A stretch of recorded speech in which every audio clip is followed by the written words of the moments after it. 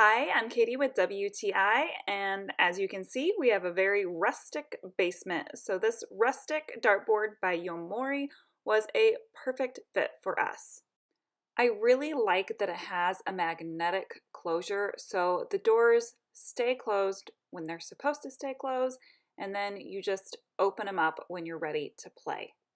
It has the wooden doors not only to hide it away when it's not in use, but it also helps to protect the wall. My kids are just learning how to play darts, so they definitely have some wild shots. And this is real wood, but it's a very soft wood, so the darts, when they hit, they do stick into it. They don't just bounce off and go flying. If you've been looking for a man cave dartboard, nice and rustic looking, and you want it to be regulation standard size, then this one by Yoimori is the way to go. And that's my point of view.